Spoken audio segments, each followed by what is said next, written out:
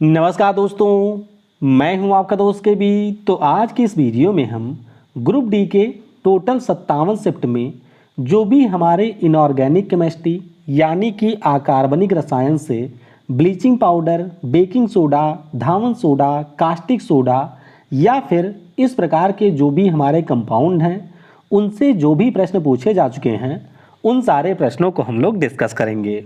तो पूरा वीडियो बहुत ही ध्यान से देखिएगा। इस वीडियो की जो पीडीएफ फाइल है वह आपको टेलीग्राम चैनल केवी गुरुजी या kvguruji.in के ऊपर मिल जाएगी, तो वहां से आप इसके पीडीएफ को डाउनलोड कर सकते हैं।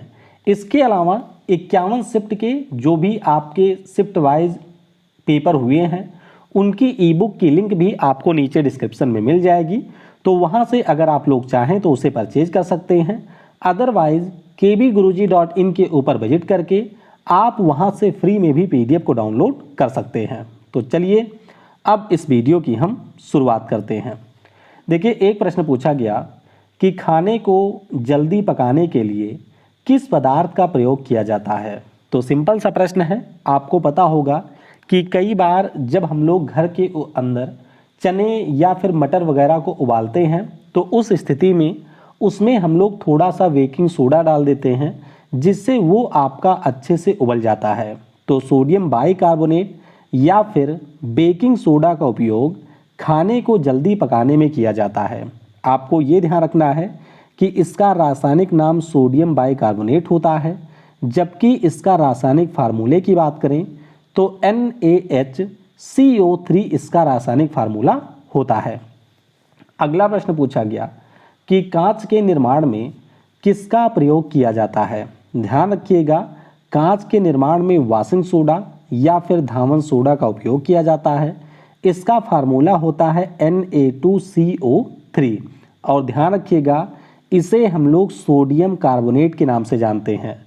तो अगर आपसे खाने वाले सोडे के बारे में पूछा जाए तो उसका फार्मूला ये होता है। अगर आपसे धोने वाले सोडे के बारे में पूछा जाए तो उसका फार्मूला ये वाला होता है। अगला प्रश्न पूछा गया कि सोडियम कार्बोनेट का उत्पादन कैसे किया जाता है। ये प्रश्न भी 3 से 4 बार ग्रुप डी में आ चुका है, तो अच्छे से इसके रिएक्शन को आपको याद रखना है। देखिए, सॉल्वे विधि के द्वारा सोडियम कार्बोनेट का उत्पादन किया जाता है। तो मुख्य रूप से साधारण नमक यानी कि NaCl, अमोनिया, कार्बन डाइऑक्साइड और जल जब आपस में अपक्रिया करते हैं तो इसके परिणाम स्वरूप आपके खाने वाला सोडा बनता है और यहाँ पर अमोनियम क्लोराइड बनती है। तो ध्यान से देखिएगा, NaCl है, अमोनिया है, कार्बन डाइऑक्साइड है, पानी है, ये आपस में रिएक्शन करेंगे तो इसके बाद में हमारा यहाँ पर बेकिंग सोडा बनता है। बेकिंग सोडा को अगर हम लोग पुनः गर्म करते हैं तो आपको ये ध्यान रखना है कि कार्बन डाइऑक्साइड गैस बाहर निकलती है, पानी यहाँ पर एक उत्पाद बनता है और यहाँ पर सोडियम कार्बोनेट भी उत्पाद बनता है। तो ये पॉइंट आपको ध्यान रखने हैं। अगला प्रश्न पूछा गया कि वाशिंग सोडा या फिर जो हमारा धोने वाला सोडा है इसका रासायनिक नाम क्या है। तो धावन सोडा या फिर वाशिंग सोडा की अगर हम बात करते हैं तो इसका पूरा नाम होता है सोडियम कार्बोनेट डेकाहाइड्रेट, क्योंकि जब हम लोग वाशिंग सोडा की बात करते हैं तो इसमें आपको जल के 10 अणु भी देखने को मिलेंगे। तो ये जरूर ध्यान रखिएगा कि वाशिंग सोडा या फिर धावन सोडा में आपको जल के अणु भी देखने को मिलेंगे और इनकी संख्या टोटल यहाँ पर 10 होती है। अगला प्रश्न पूछा गया कि बेकिंग सोडा से संबंधित सही या गलत कथन को आपको चुनना था। पहले में कहा गया था कि बेकिंग सोडा का फार्मूला होता है NaHCO3। दूसरे में कहा गया था कि इसका उपयोग सजावट और खिलौने में होता है। तो आपको ये पता होना चाहिए कि बेकिंग सोडा का जो फार्मूला है ये बिल्कुल सही है, लेकिन अगर हम लोग इसके उपयोग की बात करते हैं तो इसका उपयोग आपके बेकरी उद्योग में यानी कि केक, ब्रेड वगैरह बनाने में किया जाता है और जो भी हमारे अग्निशामक यंत्र होते हैं उसमें कार्बन डाइऑक्साइड के उत्पादन में भी बेकिंग सोडा का यूज होता है। तो उपयोग से बहुत सारे प्रश्न आ चुके हैं। बेकिंग सोडा के जितने भी उपयोग हैं इसे आपको अच्छे से याद रखना है। अगला प्रश्न पूछा गया कि धावन सोडा का उपयोग जो है वो किसमें नहीं किया जाता है। तो आपको ये पता होना चाहिए कि इसका उपयोग होता किसमें है। हालांकि ऑप्शन में अमोनिया उत्पादन दिया गया था, तो इसमें फ़िलहाल हम लोग इसका उपयोग नहीं करते हैं। लेकिन आइए जान लेते हैं कि उपयोग करते कहाँ पर हैं। तो देखिए, सोडियम कार्बोनेट की अगर हम लोग बात करते हैं तो इसका उपयोग कांच के निर्माण में, साबुन को बनाने में, इसके अलावा कागज़ उद्योग में किया जाता है। अगर हम लोग बात करते हैं धावन सोडा की, तो सुहागे के निर्माण में या फिर हमारे जो सोडियम के यौगिक हैं उनके निर्माण में किया जाता है।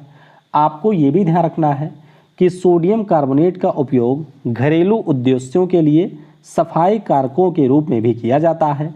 और जो हमारा पानी है, अगर उसमें अस्थायी कठोरता होती है तो उसको दूर करने के लिए भी धावन सोडे का उपयोग किया जाता है। अगला प्रश्न पूछा गया कि निम्नलिखित में से कौन सा क्षार क्रिस्टलीकरण में पानी नहीं रखता है। तो ये मैं आपको ऊपर बता चुका हूँ। ऑप्शन में आपको washing soda, gypsum, baking soda और ब्लू विट्रियोल दिया गया था। तो ध्यान रखिएगा, वाशिंग सोडा के बारे में अभी मैंने आपको बताया, इसमें आपको जल के 10 अणु देखने को मिलेंगे। जिप्सम की अगर हम लोग बात करते हैं तो इसमें आपको जल के 2 अणु देखने को मिलेंगे। अगर हम लोग बेकिंग सोडा की बात करते हैं तो इसमें जल का कोई अणु नहीं होता है। और वहीं पर अगर हम लोग ब्लू विट्रियोल की बात करते हैं तो इसमें आपको जल के 5 अणु देखने को मिलेंगे। तो ध्यान रखिएगा, जो हमारा खाने वाला या बेकिंग सोडा होता है उसके साथ आपको जल के मॉलिक्यूल देखने को नहीं मिलेंगे। अगला प्रश्न पूछा गया कि बेकिंग सोडा का क्या उपयोग होता है। तो बेकिंग सोडा की अगर हम लोग बात करते हैं तो जैसा कि मैंने आपको बताया, बेकिंग पाउडर के निर्माण में होता है। एसिडिटी होने पर इसको हम लोग एंटा एसिड के रूप में भी यूज करते हैं। अग्निशामक में, CO2 के उत्पादन में, खाने को जल्दी पकाने में, पेस्टिसाइड के रूप में भी कई बार इसका यूज होता है। और पदार्थों की जो प्रॉपर्टी है उसको नष्ट किए बिना उसकी धूल को हटाने में भी इसका यूज होता है। अगला प्रश्न पूछा गया कि बेकिंग पाउडर किसका संघटक होता है। तो ध्यान रखेंगे, जब हम लोग बेकिंग पाउडर की बात करते हैं तो इसमें एक तो हमारा बेकिंग सोडा मिला होता है और दूसरा इसमें आपको टार्टरिक अम्ल देखने को मिलेगा। तो आपको ये अच्छे से ध्यान रखना है कि जो हमारा बेकिंग सोडा होता है, कई बार उसमें थोड़ी बहुत कड़वाहट होती है, तो उसी कड़वाहट को दूर करने के लिए बेकिंग सोडा में हम लोग टार्टरिक अम्ल को मिला देते हैं। अगला प्रश्न पूछा गया कि चींटी के काटने पर किसका प्रयोग किया जाता है। तो अगर हम लोग चींटी की बात करते हैं तो इसके काटने पर बेकिंग सोडा या फिर बुझा हुआ चूने का यूज होता है।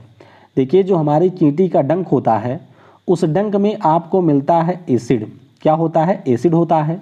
और जाहिर सी बात है, अगर कहीं पर भी एसिड है तो उसको न्यूट्रलाइज करने के लिए आपको बेस की आवश्यकता होगी। तो बेस के रूप में हम लोग बेकिंग सोडा या फिर बुझे हुए चूने का उपयोग करते हैं, ये आपको ध्यान रखना है। बाकी अगर हम लोग चींटी के डंक की बात करें तो इसमें आपको फॉर्मिक अम्ल मिलेगा। अगला प्रश्न पूछा गया कि सोडियम कार्बोनेट जल के साथ अपक्रिया करके क्या उत्पाद बनाएगा। तो सोडियम कार्बोनेट की अगर हम लोग बात करते हैं तो ये बनाता है बेकिंग सोडा और कास्टिक सोडा। यहाँ पर आप लोग देख सकते हैं, ये हमारे पास में सोडियम कार्बोनेट है, ये आपके पानी के साथ में अपक्रिया कर रहा है, तो इससे हमारा बेकिंग सोडा बनता है। और यहाँ पर बनता है सोडियम हाइड्रोक्साइड, जिसे हम लोग कास्टिक सोडा के नाम से जानते हैं। अगला प्रश्न पूछा गया कि जो हमारा वाशिंग सोडा होता है इसकी प्रकृति क्या होती है। तो आपको ये पता होना चाहिए कि जो वाशिंग सोडा होता है यह प्रकृति में होता है क्षारीय। कैसा होता है? क्षारीय होता है। बाकी फार्मूला मैंने आपको बता ही दिया है, Na2CO3.10H2O होता है इसका फार्मूला। अगला प्रश्न पूछा गया कि बेकिंग सोडा का जो उपयोग है वो कहाँ पर किया जाता है। कई बार मैं आपको बता चुका हूँ, ये सारे बेकिंग सोडा के उपयोग हैं।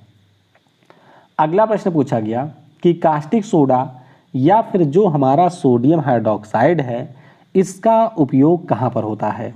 तो ये ज़रूर ध्यान रखिएगा। देखिए, इसका उपयोग लुगदी और कागज़ इंडस्ट्री में, वस्त्र के निर्माण में, पेयजल, साबुन में, डिटर्जेंट के निर्माण में और नालियों की सफाई में कास्टिक सोडा का उपयोग किया जाता है। तो ये आपको ध्यान रखना है। इसके अलावा कास्टिक सोडा की एक प्रॉपर्टी ये होती है कि अगर आप लोग उसको कहीं पर खुला छोड़ देंगे तो अपने आसपास के एनवायरनमेंट से CO2 को और इसके अलावा जो वहाँ पर नमी होती है उसको ये अवशोषित कर लेता है। अगला प्रश्न पूछा गया कि निम्नलिखित में से कौन सी बेकिंग सोडा बनाने की अपक्रिया है। तो ध्यान रखिएगा, ये अपक्रिया मैं आपको ऊपर भी बता चुका हूँ, आज भी आपके सेकंड शिफ्ट में यहाँ से प्रश्न पूछा गया था। तो ध्यान रखिएगा, कार्बन डाइऑक्साइड, पानी, अमोनिया और नमक को मिलाएंगे तो यहाँ से हमारा बेकिंग सोडा बनता है। अगला प्रश्न पूछा गया कि जल की अस्थायी कठोरता को दूर करने के लिए किसका प्रयोग होता है। तो अभी मैंने आपको बताया वाशिंग सोडा या फिर रेजिन का हम लोग उपयोग करते हैं।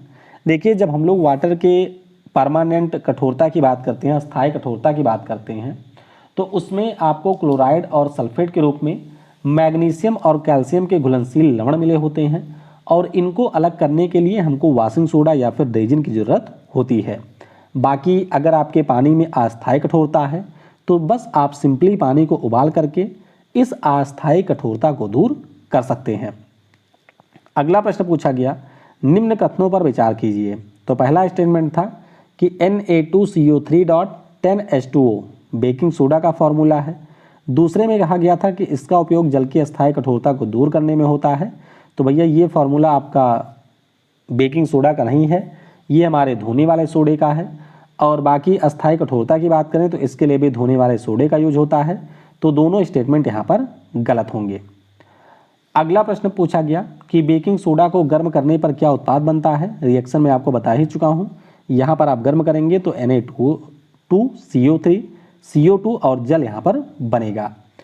अगला प्रश्न पूछा गया कि बोरेक्स के उत्पादन में किसका प्रयोग किया जाता है। बोरेक्स की अगर हम लोग बात करते हैं तो इसके उत्पादन में धावन सोडे का उपयोग होता है। ये आप लोग देख सकते हैं, ये बोरेक्स का खतरनाक सा फार्मूला है। Na2BO4O5 का होल OS का 8H2O, ये आपके बोरेक्स का फार्मूला होता है और इसके उत्पादन में धावन सोडे का उपयोग किया जाता है। अगला प्रश्न पूछा गया कि बुझे हुए चूने पर क्लोरीन गैस की अपक्रिया कराने से क्या उत्पाद प्राप्त होता है। तो अच्छे से ध्यान रखिएगा कि जब हम लोग यहाँ पर अपक्रिया कराते हैं तो इसके परिणाम स्वरूप ब्लीचिंग पाउडर बनता है और ये रिएक्शन ऑलरेडी 3 से 4 बार पूछा जा चुका है। तो हमेशा ध्यान रखिएगा कि जब भी बुझे हुए चूने के साथ में क्लोरीन गैस अपक्रिया करेगी तो यहाँ पर आपका प्रोडक्ट बनता है सोडियम हाइपोक्लोराइट, जिसे हम लोग ब्लीचिंग पाउडर के नाम से जानते हैं। अगला प्रश्न पूछा गया कि ब्लीचिंग पाउडर का जो उपयोग है वो किस में किया जाता है। तो ब्लीचिंग पाउडर की अगर हम लोग बात करते हैं तो पानी को शुद्ध करने में आपने देखा ही होगा कि बड़ी बड़ी टंकियों में जो आपको महक आती है वो ब्लीचिंग पाउडर की ही होती है। ऑक्सीकारक एजेंट के रूप में, विरंजन एजेंट के रूप में और क्लोरीन के उत्पादन में इसका उपयोग होता है। फॉर्मूला होता है CaOCl2 का होल ट्वाइस। अगला प्रश्न पूछा गया कि निम्नलिखित में से किस अपक्रिया के द्वारा ब्लीचिंग पाउडर बनाया जाता है। तो ध्यान रखिएगा, ये आपके क्लोरीन गैस पर जब हम लोग कैल्शियम हाइड्रोक्साइड की अपक्रिया कराते हैं तो इसके परिणाम स्वरूप बनता है ब्लीचिंग पाउडर।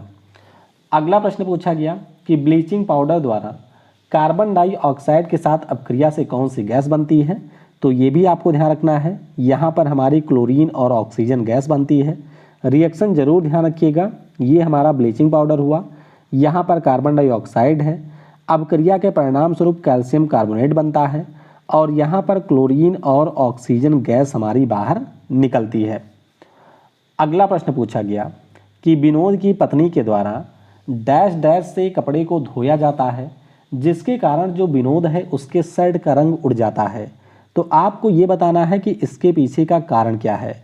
देखिए, विनोद भाई साहब गए थे तो वो ब्लीचिंग पाउडर लेकर के आ गए थे और विनोद की जो पत्नी है वो डबल विनोद थी, इसीलिए उनको भी ये पता नहीं चला कि क्या है, तो उन्होंने रंगीन कपड़े को इससे धुल दिया और ये जो हमारा व्यंजक चूर्ण है इसने उस कपड़े के रंग को उड़ा दिया।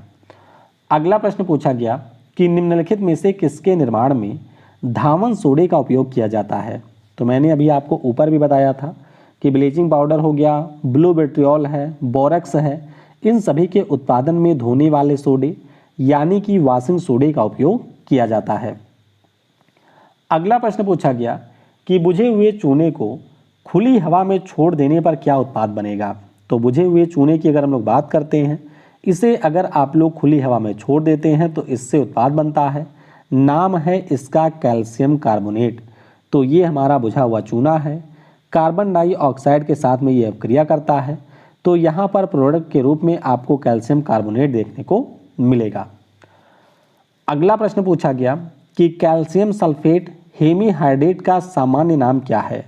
कैल्शियम सल्फेट हेमीहाइड्रेट की बात करते हैं तो इसे हम लोग प्लास्टर ऑफ पेरिस के नाम से जानते हैं। ज़रूर ध्यान रखिएगा, क्योंकि जिप्सम और प्लास्टर ऑफ पेरिस में लोग बहुत कंफ्यूज होते हैं। प्लास्टर ऑफ पेरिस की अगर हम लोग बात करते हैं तो इसमें आपको जल के आधे मॉलिक्यूल देखने को मिलेंगे। कितना आधा होता है? अगर यहाँ पर 2CaSO4 लिखा जाएगा तो यहाँ पर H2O होगा। अगर यहाँ पर 2 नहीं लिखा गया है तो यहाँ पर आपको आधा मॉलिक्यूल जल का देखने को मिलेगा। वहीं पर अगर हम लोग जिप्सम की बात करते हैं तो इसका फॉर्मूला होता है CaSO4.2H2O। इसका नाम होता है कैल्शियम सल्फेट डाइहाइड्रेट। देखिए, हेमीहाइड्रेट इसलिए कहा जाता है क्योंकि जल के आधा अणु हैं, डाई इसलिए कहा जाता है क्योंकि जल के आपको यहाँ पर 2 अणु देखने को मिलेंगे। अगला प्रश्न पूछा गया कि किसी स्थान की मिट्टी की जो pH वैल्यू है वो 11.4 है, तो वहाँ पर किसका उपयोग करेंगे? तो ध्यान रखिएगा, यहाँ पर उपयोग करेंगे जिप्सम का। किसका? जिप्सम, यानी कि कैल्शियम सल्फेट का यूज यहाँ पर किया जाता है। क्यों किया जाता है? क्योंकि जो हमारा जिप्सम होता है मुख्य रूप से ये आपके एक प्रकार से एसिड के रूप में काम करता है, और जहाँ की pH वैल्यू 11.4 है यानी कि वहाँ पर बेस है, तो उसके साथ में मिल करके ये न्यूट्रलाइजेशन का काम करता है और वहाँ की जो pH वैल्यू है वो आपके 7 के पास आने लगती है। अगला प्रश्न पूछा गया कि जिप्सम को कितने डिग्री पर गर्म करने पर प्लास्टर ऑफ पेरिस बनता है। तो ये प्रश्न आपके 14 को पहले शिफ्ट में भी पूछा गया था। जब हम लोग जिप्सम को 373 केल्विन के ऊपर गर्म करेंगे तो यहाँ पर प्रोडक्ट के रूप में प्लास्टर ऑफ पेरिस बनेगा। ये देख सकते हैं, ये हमारा जिप्सम है। देखिए, ध्यान रखिएगा, जिप्सम का नाम छोटा सा है तो यहाँ पर जल के ज़्यादा अणु होते हैं, जबकि प्लास्टर ऑफ पेरिस का नाम बड़ा सा है तो इसमें आपको जल के कम अणु देखने को मिलेंगे। इससे आप लोग ध्यान रख सकते हैं। तो 373 केल्विन के ऊपर अगर हम लोग गर्म करेंगे तो यहाँ पर प्लास्टर ऑफ पेरिस बनता है। अगला प्रश्न पूछा गया कि जब प्लास्टर ऑफ पेरिस जल के साथ अपक्रिया करता है तो प्राप्त उत्पाद में जल के कितने अणु होते हैं। तो यहाँ पर जो उत्पाद होगा उसमें आपको जल के 2 अणु देखने को मिलेंगे। आपको ये ध्यान रखना है CaSO4.2H2O यहाँ पर होता है फॉर्मूला। तो ये हमारा प्लास्टर ऑफ पेरिस है। अभी मैंने ऊपर आपको रिएक्शन दिखा भी दिया है, तो 2 अणु आपको देखने को मिलेंगे। अगला प्रश्न पूछा गया कि प्लास्टर ऑफ पेरिस का उपयोग किस में किया जाता है। तो इसका उपयोग टूटी हड्डियों को जोड़ने में किया जाता है। इसके अलावा जो आपका प्लास्टर ऑफ पेरिस होता है, आपने देखा होगा कि जो हमारे भवन निर्माण हैं या फिर आपके खिलौने वगैरह हैं, उन सभी को बनाने में भी प्लास्टर ऑफ पेरिस का यूज किया जाता है। अगला प्रश्न पूछा गया कि प्लास्टर ऑफ पेरिस का रासायनिक नाम क्या है। तो कैल्शियम सल्फेट हेमीहाइड्रेट इसका नाम होता है। बाकी दोनों के नाम यहाँ पर मैंने मेंशन कर दिए हैं। अगर आपने यहाँ तक वीडियो को देखा है तो इस नाम को भी आप लोग पढ़ सकते हैं। अगला प्रश्न पूछा गया कि कैल्शियम हाइड्रोक्साइड के साथ सांद्र सल्फ्यूरिक अम्ल की अपक्रिया से क्या उत्पाद बनता है। तो यहाँ पर आपको ध्यान रखना है, कैल्शियम सल्फेट उत्पाद के रूप में बनेगा। तो ये हमारा सल्फ्यूरिक अम्ल है। यहाँ पर आपको कैल्शियम हाइड्रोक्साइड दिख रहा होगा। दोनों अपक्रिया करते हैं तो सॉलिड कैल्शियम सल्फेट बनता है और यहाँ से पानी आपका अलग हो जाता है। अगला प्रश्न पूछा गया कि विरंजक चूर्ण का उपयोग किसमें किया जाता है। तो ध्यान रखिएगा, जो विरंजक चूर्ण होता है मैंने आपको बता ही दिया, जल के शुद्धिकरण में, कपड़ों की धुलाई में, कागज उद्योग में अपचायक के रूप में इसका उपयोग किया जाता है। अगला प्रश्न देखिए, ये थोड़ा खतरनाक टाइप का पूछा गया था कि बुझा हुआ चूना जो हमारा है ये X के साथ में अपक्रिया करके Y और पानी बनाता है। वहीं पर जो Y है वो कार्बन डाइऑक्साइड और जल के साथ अपक्रिया करके Z बनाता है। तो आपको इन तीनों के बारे में बताना था। देखिए, अब थोड़ा सा रिएक्शन के ऊपर ध्यान देंगे। जो हमारा कैल्शियम हाइड्रोक्साइड है ये जब आपके कार्बन डाइऑक्साइड के साथ अपक्रिया करता है तो कैल्शियम कार्बोनेट और पानी बनाता है। ऊपर अभी मैंने आपको रिएक्शन बताया था। उसके बाद में ये जो कैल्शियम कार्बोनेट है ये हमारे कार्बन डाइऑक्साइड और H2O के साथ में अपक्रिया करता है, तो इसके परिणाम स्वरूप ये बनाता है कैल्शियम हाइपोकार्बोनेट। तो ये आपको ध्यान रखना है। अग्निशामक यंत्रों में सोडियम के किस यौगिक को मिलाया जाता है? तो यहाँ पर सोडियम बाइकार्बोनेट का यूज होता है। तो इस प्रकार से जो भी हमारे ब्लीचिंग पाउडर, बेकिंग सोडा, धामन सोडा, कास्टिक सोडा, इन सभी से जुड़े हुए प्रश्न आए थे, उन सारे प्रश्नों को हमने डिस्कस कर लिया है। ध्यान रखिएगा कि इस टॉपिक से एट लीस्ट 60 से 65 प्रश्न आपके पूछे जा चुके हैं। तो बहुत ही अच्छे से इस टॉपिक को कर लीजिएगा, जिससे परीक्षा में अगर यहाँ से प्रश्न आता है, जिसकी संभावना बहुत ज़्यादा है, तो आपका कोई भी प्रश्न गलत ना हो।